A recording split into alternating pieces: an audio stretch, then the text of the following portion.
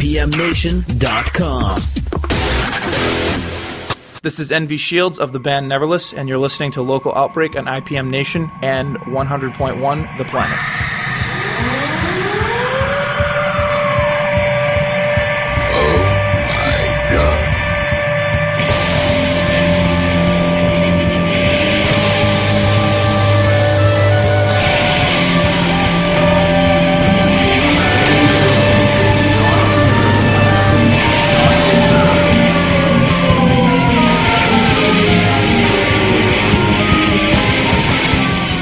Local Outbreak on 100.1 The Planet and IPM Nation. This is Matt from IPM Nation, and we are here at the studio at 50 Canal Street in downtown Laconia. If you haven't checked out the studio lately, please do. Very, very cool place, funky little gift shop and art gallery, as we like to say. And, the holidays will be coming before you know it, so it's a good place to get a gift. It's a great place to get a gift. I always say, please support your local businesses as well as local music. Very, very important. It's right in downtown Laconia, and the studionh.com is a website if you want to check it out online. Also, of course, we're sponsored by Central NH Events.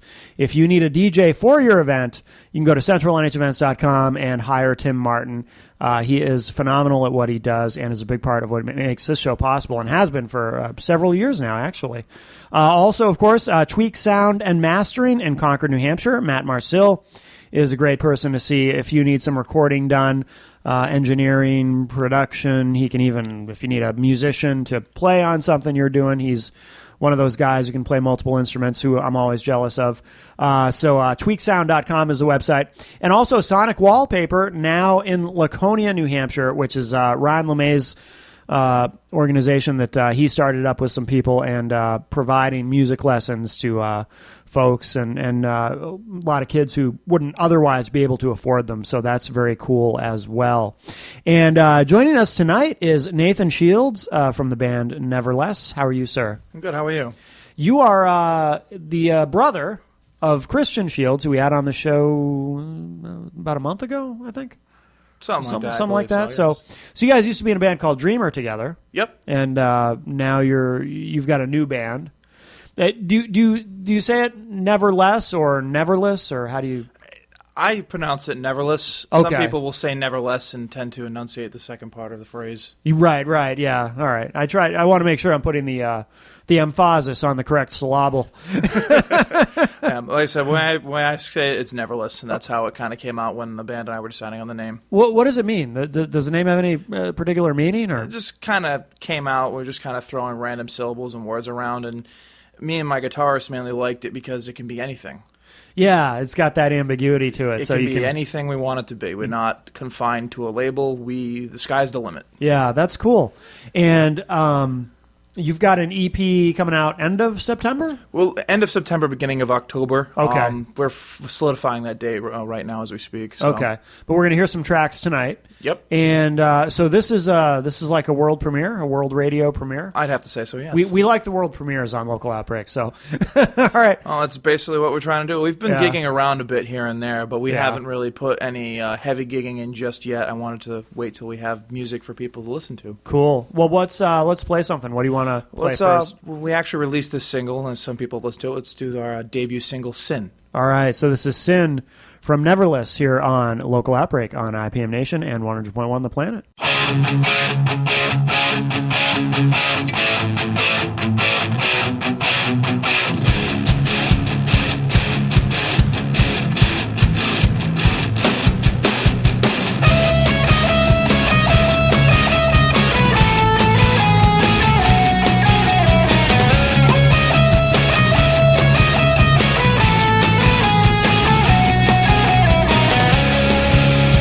Meet me after dark.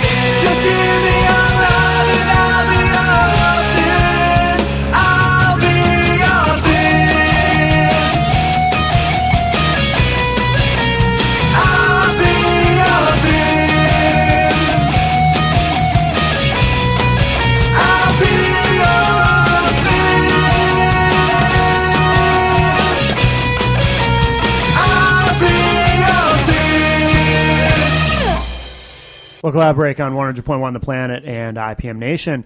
And we are here tonight at the studio at 50 Canal Street in Laconia with Nathan Shields from the band Neverless. And, okay, so we were talking off air. So the single is already available, right? It's available online, and you've got it up on your Bandcamp?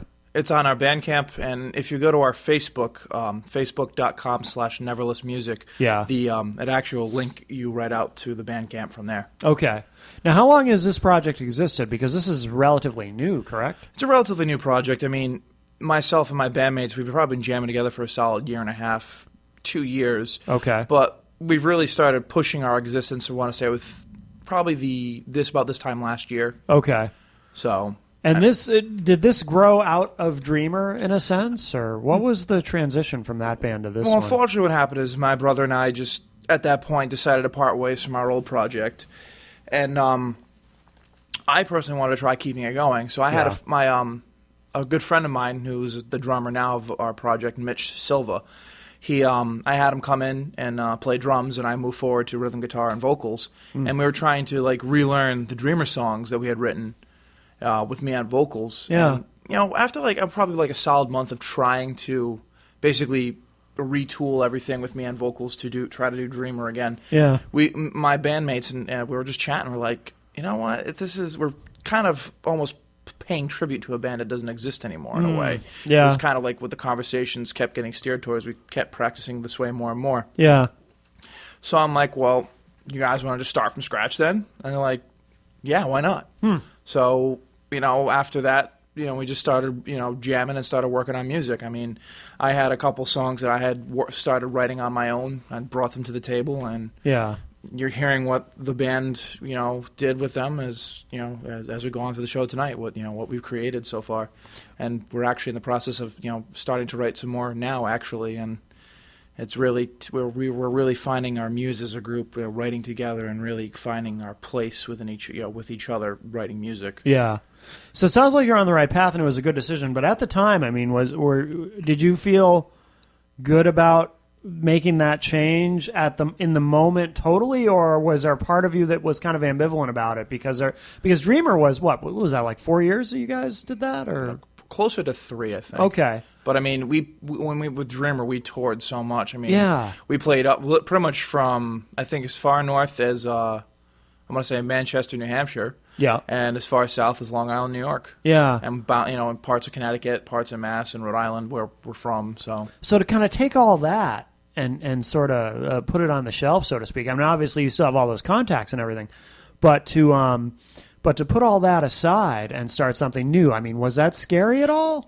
It's scary in a way. I mean, it's still a little scary because, I mean, I'm trying to, we as a band are trying to, book shows, but we're trying to be cautious in the way we do things, trying to learn from mistakes that were made. Because, I mean, nobody's perfect. You're going to, no matter what you do, you're going to stumble, make, mistakes. But we are doing our best to try and be a little more calculated in where we play, the duration of, when we play a location and then we play it again, so we're not overplaying the same towns or venues. Yeah. And just we're also trying to not spend money twice as far as recording and stuff, which, I mean, everyone knows that's not exactly an inexpensive thing. Well, tell me about that. What do you mean by that? We're trying to some people do the home studio thing when it comes to recording music and stuff. I mean, investing in that is a lot of money. Yeah. And it's like, I don't really have the space to do that or the extra funds. Neither does, my bandmates. We've pulled our money together. And we recorded with Matthew Ritchie of Triad Recording. They're based out of Rhode Island. Their primary studio is in Warren, Rhode Island, and they have a satellite studio in New Bedford, Mass., which is actually where we recorded all of our EP. Okay. It was in their satellite studio, and it was smaller, but it was still, the sound was pretty incredible. Yeah. I mean, I've had a working relationship with Matt and his father, Tony, for a long time. An old band that I had back when, I think I'm going back high school days now, called Last One Standing. We recorded an EP with him. And when I contacted him, I want to say about a year ago, when we first started tracking, and telling, to start, talking about this project and book dates and start tracking, he was actually, quite happy to work with me again and stuff. Oh, and, that's cool. Yeah, I'm very happy with how our product came out, and they've, him and his son are very good at what they do, and Yeah. I've had no problems with them. Yeah. Like I said, I mean, they take care of me, and like I said, I mean, I feel, I mean, it was scary writing music, recording it, and then having it produced a little bit more. It's like, well, now you're like, well, where's it going to go? What's it going to do Right. with someone else is like outside looking in? Yeah. And like, I mean, Matt had a lot of really good ideas, and a lot of the songs, like, I mean, I felt they were pretty good, but he made them that much better, I feel. Were there any surprises in that process where something came out in a way that you thought, wow, I really didn't expect? Like, this is totally not what I heard in my head when I wrote this, or what I had envisioned? One of our songs, Lost, which when we went to really start tracking, was one of our newer songs that we had written. And he, towards the end, it's like we had overall the song was solid. It sounded good, but there was just some stuff mixing. Mixing. There was just some things missing from it. And we just really couldn't put our thumb onto what we could do to really kind of just make it a little bit more than what it was. Yeah. And, we just finished, we're literally just finished up mixing and mastering, I want to say about a week and a half ago. Yeah. And like one of the things he added to this song was like, some minor things to the chorus, some effects on the vocals, and just like a little like post-production flair. And it's just like, Yeah. I didn't think of that. And it's like, this is really cool. It's Yeah, like little minor details, but that really made a difference. A couple of it was another song, Voices, which you'll hear tonight at some point, I'm sure.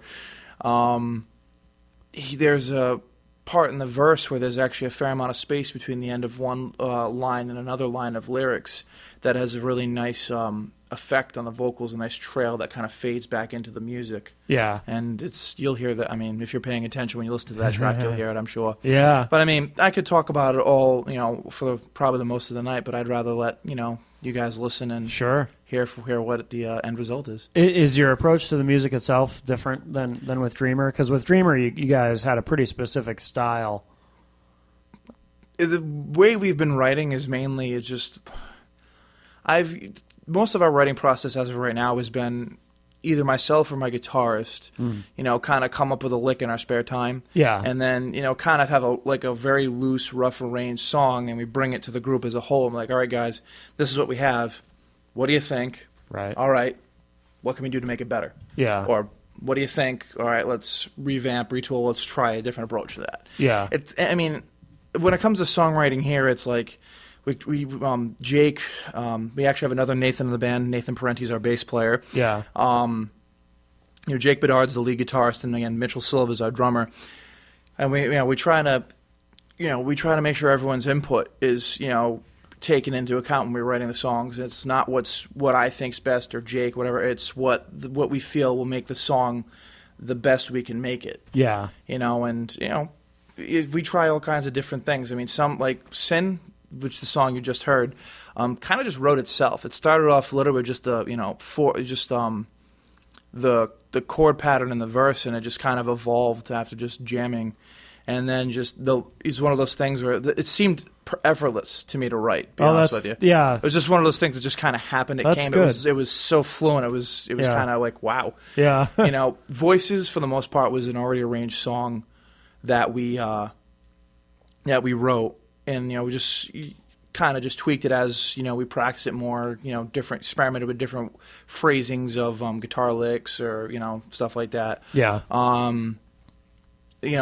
I'm Not Sorry is another song we wrote. I actually wrote that on acoustic in my kitchen one day. Just kind of the mood hit me. I was just like, kind of just like, to hell with everything. Yeah. And, if you listen to the lyrics in that song, you'll basically get the idea of what the I'm Not Sorry really stands for. Yeah. And, again, that was one of those things I brought to the project, to the group, and like, this is what I wrote, guys. What do you think? They're like, wow, that's really cool. That's more on the ballady side, but it's still a very solid tune, very melodic. It's got a really, really nice melodic guitar solo that helps, close out the rest of the song.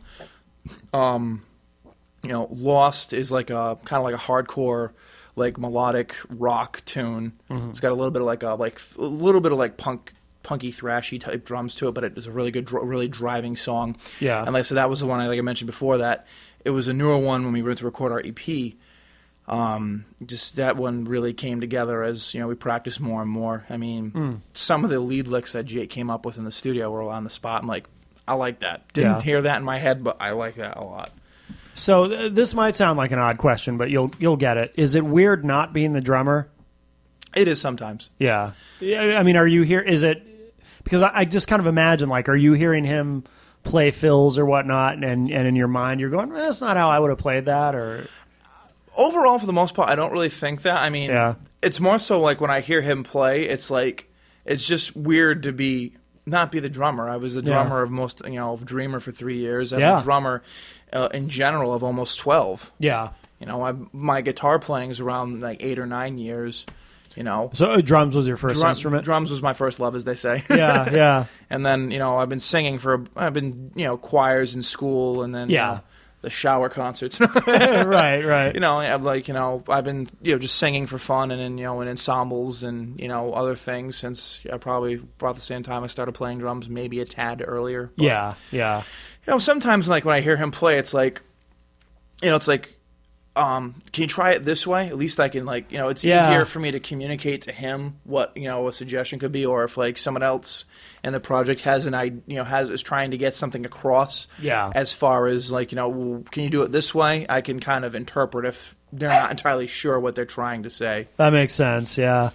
You can hear the, Melissa's back. Melissa went up the, what's the name of Bree's shop, Melissa? Say that again? Polished and proper. Polished and proper. Here in, do you remember the address? It's right here in downtown Laconia. It's Main Street, and it's like 6 something. It's 6 something Main Street here in downtown Laconia. So another local business to mention. So Melissa just went and got her hair coiffed. Yeah, all 3 of them. She only cut the bad ones. Yes. So the wonderful Bree up the street. So another local business to mention. And Nathan, why don't we play another track? What do you want to play next? Let's do the next one, which I haven't mentioned before in previous conversation at this point. Let's do My Nightmare. You'll be in a treat for this one. Okay, cool. All right, so this is My Nightmare from Neverless here on Local Outbreak on 100.1 The Planet and IPM Nation. Take a listen.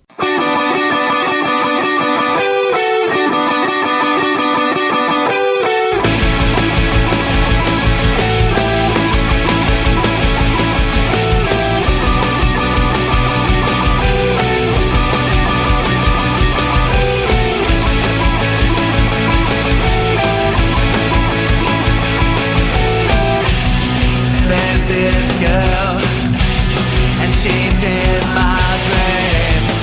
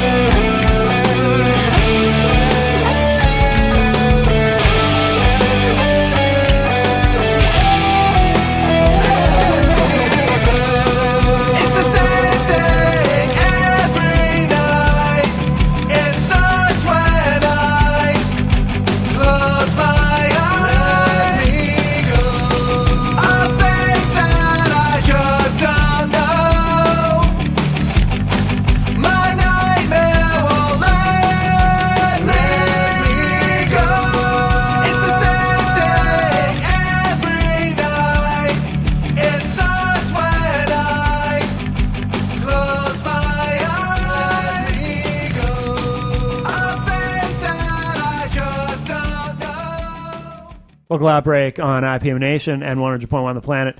And this is Matt from IPM Nation. We are here at the studio at 50 Canal Street in downtown Laconia talking with Nathan Shields from the band Neverless. And so I asked you before, is it weird not being the drummer? So is it weird being out front after having been the drummer for so long?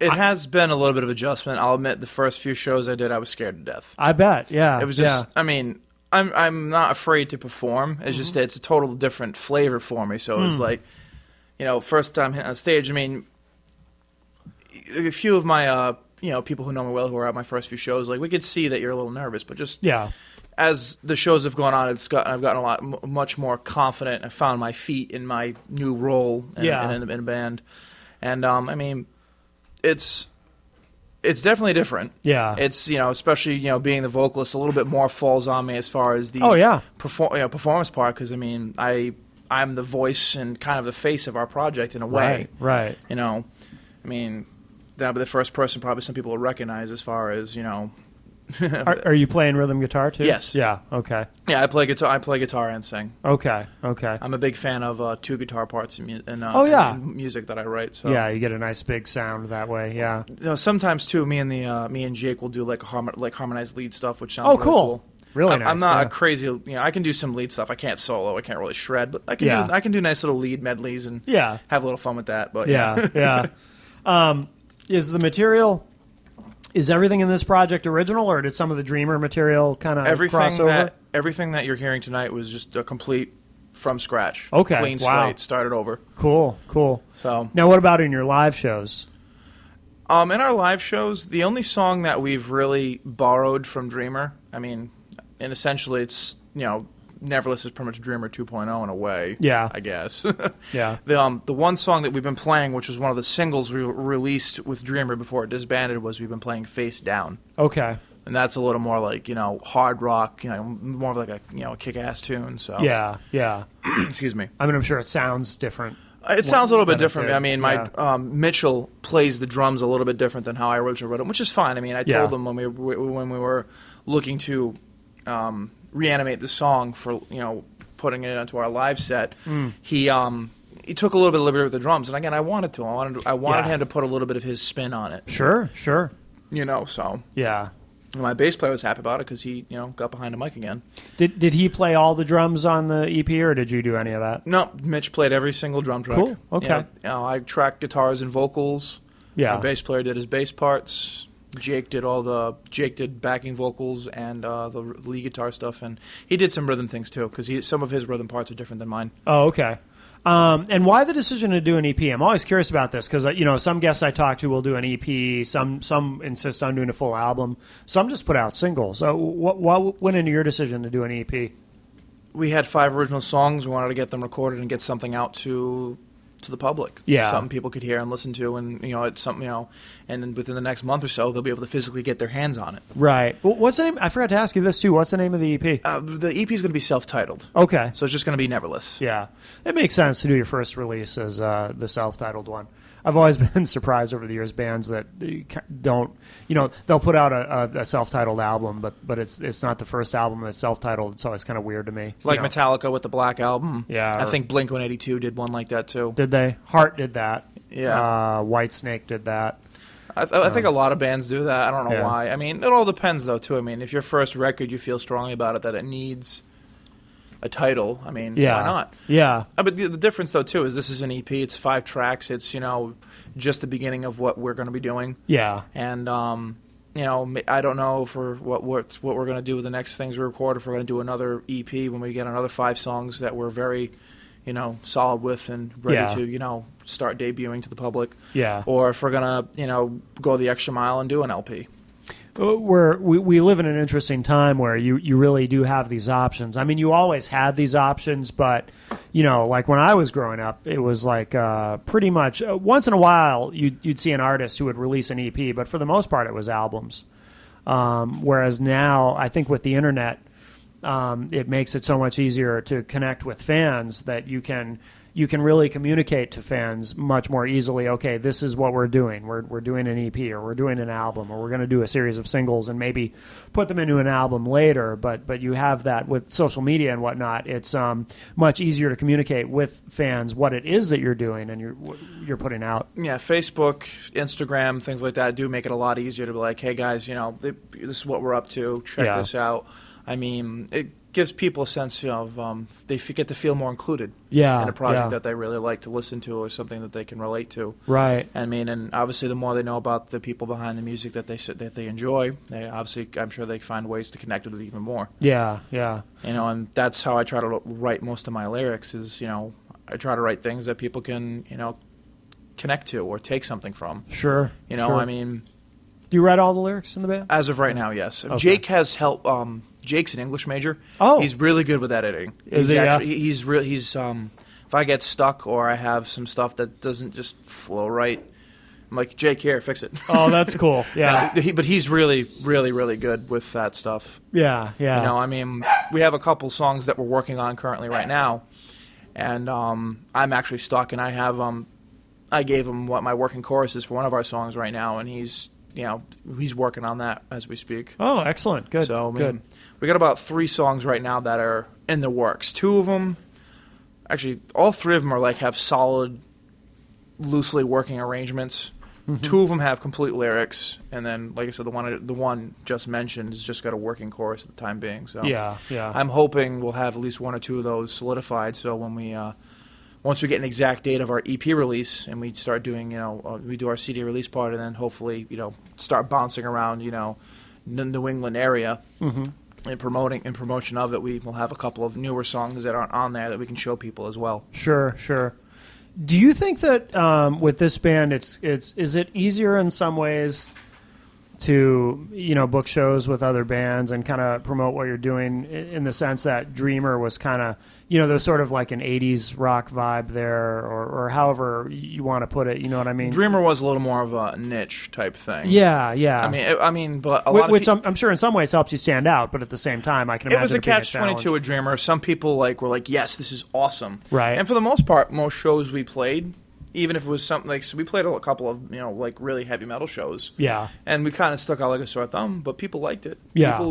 People were very receptive to it. Yeah. I mean, with Neverless, we've played a few metal shows. We've been trying to stick more to hard rock, more stuff in the alternative rock, harder side of rock genre. Yeah. Because we're kind of in the I found with Neverless still, it's generally hard rock, but we're still kind of in a weird, semi-weird place. Not so bad, not so much as Dreamer was, but to a point. Yeah. For the most part, booking shows really hasn't been an issue. But back to what I said earlier, again, we're being a little more selective in how we book, what we book. We're doing research on the venues that the promoters that we're working with, are doing. If it's a venue, if it's a venue that's easy to get to, because I find some people just don't want to go to venues if it's kind of hard to find, or parking's a project. You know what I mean? Yeah. So I try to find venues that are people are know about them. They're easy to get to.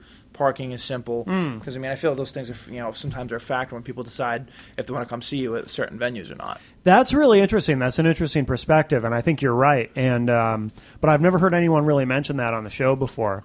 And we assume with a show like this that probably most I would think of our audience is either local musicians who are active in the scene or who know people who are, and they're close observers of what it's like to be in a band. A local band, if you want to use that term. And I've never heard anyone point that out in terms of booking shows, making sure that it's a venue that's accessible, that it's not something that someone's going to think of it as a hassle, to try to go to that show. I had one venue, and the name escapes me at the moment, but we used to play it pretty frequently when we first started out, and it wasn't a bad venue, but the biggest issue is because where it was located, it was off of a one-way street. It was downtown. Right off the bat, it's, if you miss it, you got to go all the way around the block, come back around. Parking was either hit or miss. Sometimes if it was on a weekend where nothing was really happening, or a weeknight it was kind of quiet, you'd be fine. But if there was several other events going on, be it something at one of the major clubs or restaurants where, happened to be really busy that night, parking became a competition. Yeah. Yeah. You know, even loading in was kind of a pain. Yeah, I know that. I'm very familiar with that experience. When Me load-in is personally, hard. when I go to check out concerts, you know, when I find the time, I work way too much. Yeah. But when I find the time to go check out shows, there's some places if it's a pain for me to go to, I'm probably not going to try to go down there again unless it's someone I really, really want to see. Yeah. And like I said, I mean, right now, because we're still in the early stages of, you know, this project, still very young in a lot of ways, you know, when I book shows, I try to book, you know, music that sounds very cohesive to what, you know, cohesive in the grand scheme things of a show to what we sound like. So, you know, people who are there for band X who like them, we're similar to them, they may like us as well. Yeah. You know, even still, it's just like, it's not like you have a rock band, a death metal band, you know, a blues band and a reggae band on a show. Right. It's all over the place. And Yeah. variety shows are cool. Yeah.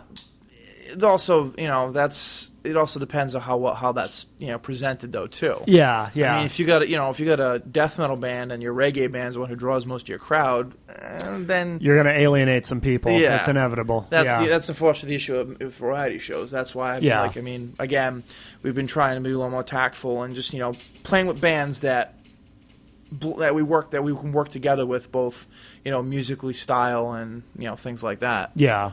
Yeah. But I mean, like I said, we're probably hopefully going to be ramping up shows. You know how many more we're doing very soon. Like I said, there's discussion of myself and my guitarist hitting up open mic nights. You know, playing as a duo. Oh, just to kind of, you know, just start drumming up, you know, buzz about what's going on. Yeah, and if people like it with the hair acoustic, then when they get to come see the full electric ensemble, they'll be in for a real treat. Yeah, no, I think that's a great strategy. I think that's a great idea.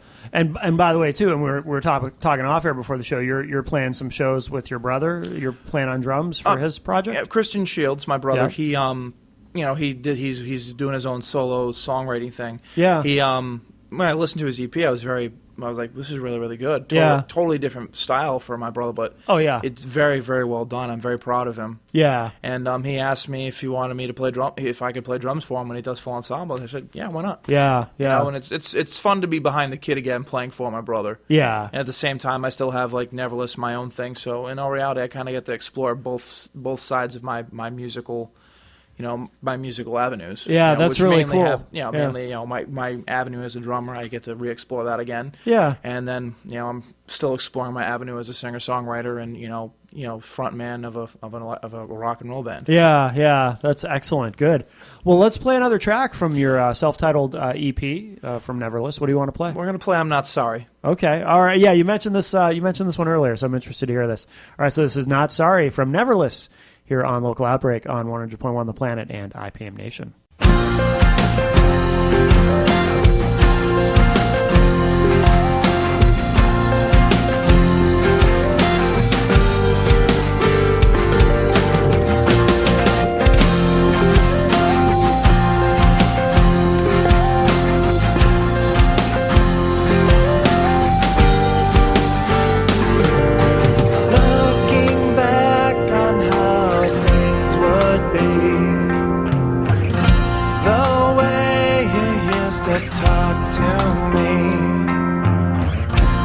To think that I'd done something wrong, then I realized that you were the one.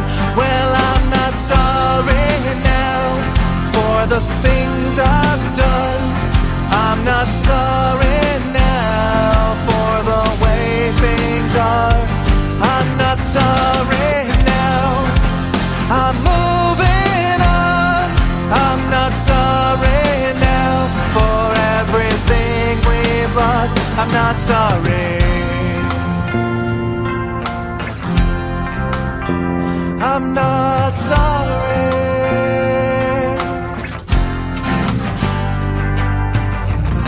You held me back, you kept me caged. You tried to drown out all my dreams. You held me down and out of sight. You tried to hide me from my own life. Well, I'm not sorry now for the things I've done. I'm I'm not sorry now for the way things are. I'm not sorry now. I'm moving on. I'm not sorry now for everything we've lost. I'm not sorry.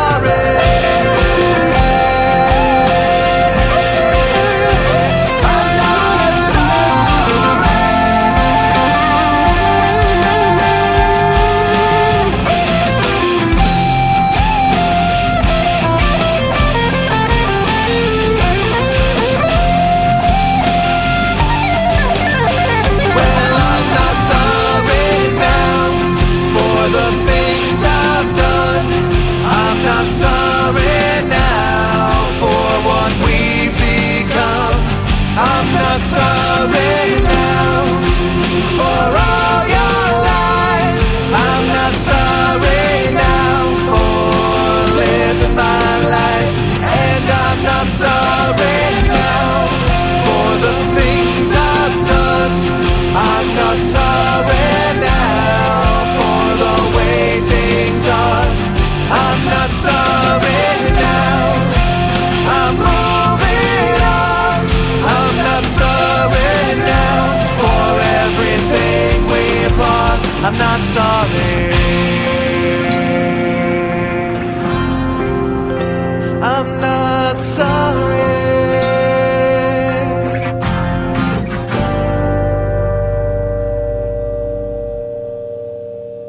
Local Outbreak on IPM Nation and 100.1 The Planet. This is Matt from IPM Nation, and we are here at the studio at 50 Canal Street in downtown Laconia. Please check it out if you haven't yet. Very cool place, and the studionh.com is a website if you want to check it out online. And very grateful to Melissa for giving us a place to do the show that is spacious and a very fun place to visit each week. So come down, check it out, support your local businesses. Don't forget also Central NH Events if you need a DJ. CentralNHEvents.com is a website you want to go to. Tim does a great job DJing he'll do your hootenanny, your shindig, whatever it may be. And of course, Tweak Sound and Mastering, tweaksound.com, Mr. Matt Marcil, another gentleman who makes this show possible. And don't forget too, Sonic Wallpaper, now in Laconia. And it's a great way to get music lessons. And Ryan LeMay is also a big supporter of this show and of IPM Nation, some of our other programming. So all very grateful to have Sonic Wallpaper involved. And we've been chatting tonight with Nathan Shields from the band Neverless. And Nathan, where should people go online to keep up with what you guys are doing? The main thing right now you want to go to is www.facebook.com/neverlessmusic. Mm-hmm. And if there's Neverless is no crazy spelling, I should probably clarify that now. It's just spelled Neverless. Okay. And if you want to search us on YouTube, search Neverless Music. We have content from us recording in the studio. Oh, good. I think we have a couple of live videos up on there. And you can also search us on Bandcamp, though if you go to the Facebook page, you can be linked out to Bandcamp through that as well. Okay. As of this moment right now, we have Sin on there available for purchase. As we're finalizing the rest of the things for the EP, the rest of the songs will be up there. Will be available very soon too. Okay, cool. Will you have physical copies of the EP too at shows, or what's your plan as far as that? Like I said, the exact release date hasn't been chosen just yet. Keep an eye on the Facebook page for that. But once the release date has been announced, that I will have physical copies will be in my hand. So cool. When we play shows, they'll be available. Excellent. Come check us out. We also have T-shirts and stickers as well. Good deal. Very good. Cool. So, everybody keep an eye out for a release date on the EP. And Nathan, this has been great. Thank you so much for coming up. I know it was a bit of a drive for you, so I'm really glad you're able to join us tonight. Thank you for having me. I appreciate it. Absolutely. And what do you want to play to wrap up the show? Well, let's leave everyone else on an interesting track. We're going to do Voices. It's actually one of my favorite songs and how it's really come out. Okay. It was actually the first song we wrote for the EP, too. So. Oh, cool. All right, excellent. So this is Voices from Neverless here on Local Outbreak. All right, Nathan, thank you. Thank you.